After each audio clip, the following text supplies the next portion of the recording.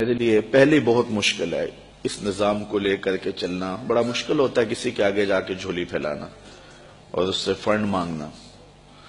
مجھے بڑی اچھی طرح یاد ہے کہ ایک دفعہ میں ایک شخص کے پاس گیا تھا تو وہ گھومنے والی کرسی پہ بیٹھا تھا اور رخ پھیر کے دوسری جانب کر کے ساتھ والے ساتھی کو کہنے لگا آپ کا کیا حال ہے. تو میں وہیں سے اٹھ کر کے آ گیا تھا. تو میں نے اپنے طلباء سے کہا تھا کہ بھوک کاٹ لو گے لیکن میں دوبارہ کسی کے پاس کسی کے گھر میں جا کے نہیں مانگنا ہے. ہم اتنے پریشان تھے کہ حال دل سوزاں ان سے بھی کہا کہ جو غم گسار نہ تھے. خیر میں نے ایک بات اس کو ضرور کہی تھی.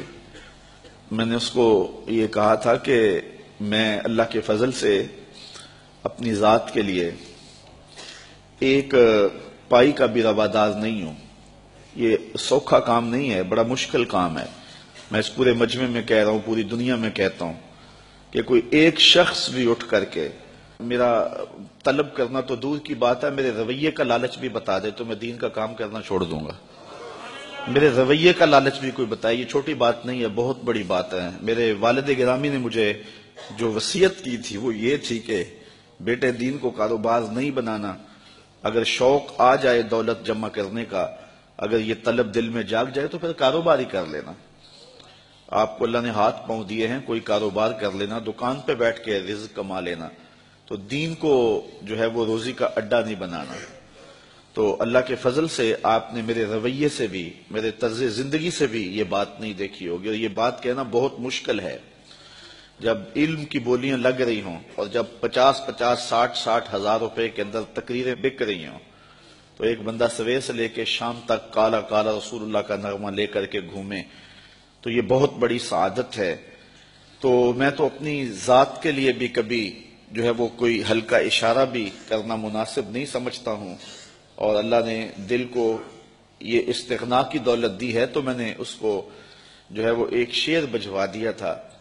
میں نے کہا میں بڑا غیرت مند شخص ہوں اور خوددار آدمی ہوں, لیکن میں ان بچوں کے لیے جھولی پھیلانے کے لیے آپ کے پاس آیا تھا. آپ نے جو رویہ میرے ساتھ رکھا, چلو وہ آپ کا انداز ہوگا اور آپ کا بھی شاید قصور نہیں ہے, آپ ایک آنکھ سے سب کو دیکھنے کے عادی ہوں گے. تو میں نے کہا تھا کہ میرے سوال کی عظمت تو دیکھ, میرے سوال کی عظمت تو دیکھ, خیرات نہ دے حسن طلب کی داد تو دے. میں نے کہا یہی دیکھتا کہ ایک شخص کس طرح تیرے پاس آیا ہے تو یہ سعادت مندی اپنے لیے سمجھ لیتا. خیر اللہ تعالیٰ جل شانہ کی بارگاہ میں ہم نے دعا مانگی تھی کہ مالک ہمیں کسی کا محتاج نہ کرنا.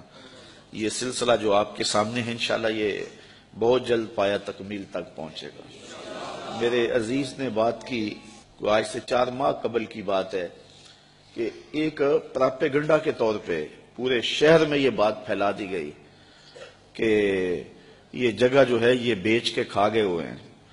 تو مجھے افضل کہنے لگا, میں جمعہ پڑھانے کے لیے ممبر کی جانب جا رہا تھا تو مجھے کہنے لگا کہ آج جمعے میں آپ نے وضاحت کرنی ہے کہ جگہ ہم نے نہیں بیچی ہے, یہ محض پراپیگنڈا ہے.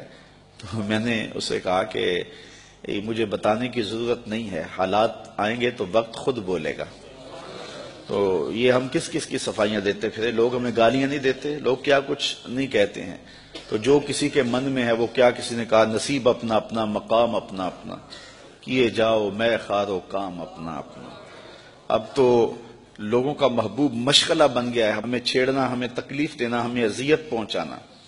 یہ آپ کے شہر میں ایک شخص آ کر کے بڑی لمبی زبان سے یہ بات کر کے گیا ہے کہ رضا ثاقب نے تو دین کی لوٹ سے لگا دی ہوئی ہے اور وہ دہائی دیتا پھرتا ہے کہ پانڈے کلی کرا لو, مفت تقریراں کروا لو.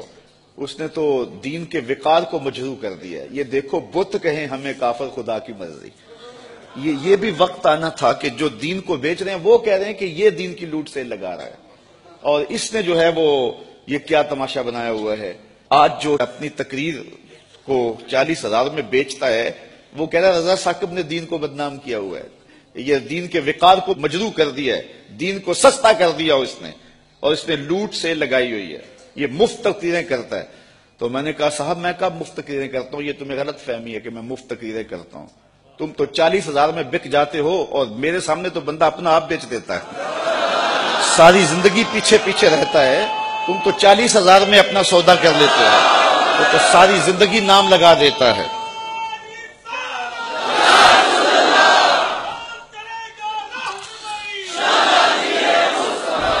لوگ جانے بھی دے دیتے ہیں اور کہتے ہیں یہ ابھی بیانہ ہے، ابھی قیمت تو باقی ہے۔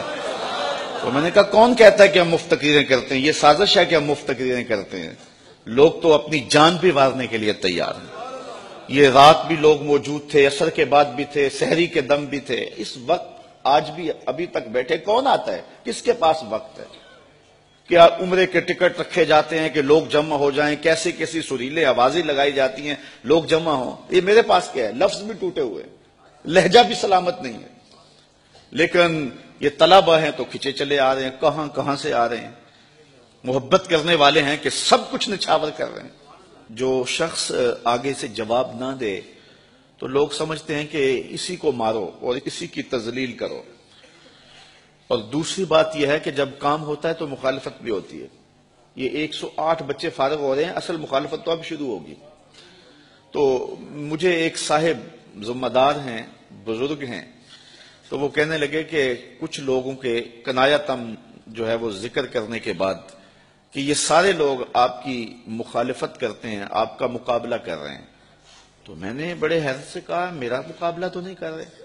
کہنے لگے نہیں تم بولے آدمی، تمہیں نہیں پتا، یہ تمہارا مقابلہ کر رہے ہیں۔ میں نے کہا صاحب میرا مقابلہ نہیں کر رہے۔ کہنے لگے نہیں تمہیں نہیں پتا، یہ تمہارا مقابلہ کر رہے ہیں، اور کھلے اور کچھ باتیں انہوں نے سنانے چاہیے۔ میں نے کہا کیسے مقابلہ کرتے ہیں؟ میں ایک مہینے میں 70 درس دیتا ہوں، اگر یہ 71 دے تو مقابلہ ہونا۔ میں 70 ایک مہینے میں اللہ کی توفیق سے 10 دیتا ہوں، اگر یہ جو ہے وہ مقابلہ کرے تو 71 یا 72 دیں تو مقابلہ ہوگا۔ نہیں وہ حجروں میں بیٹھ کے غیبت کرتے ہیں۔ میں نے کہا یہ تو پھر جو ہے وہ مقابلہ تو نہ ہوا۔ تو آج اللہ نے ہمیں توفیق دی ہے کہ 108 طلبہ فارغ ہوئے ہیں۔ اگر کوئی مقابلہ کرنا چاہے ہمارا تو ہمیں خوشی ہوگی کہ وہ 109 فارغ کرے، اور اس سے اسلام کو بھی قوت ملے۔ کاش کہ ایسے مقابلے کا ماحول پیدا ہو جائے۔ فاستبقوا الخیرات، اس مقابلے کی ترغیب تو رب نے بھی دلائی ہے۔ نیکی کے کاموں میں ایک دوسرے سے آگے بڑھنے کی کوشش کرو۔ کاش کہ اس طرح کے مقابلے کا ماحول پیدا ہو جائے تو یہ ہمارے لیے خوشی کی بات ہے۔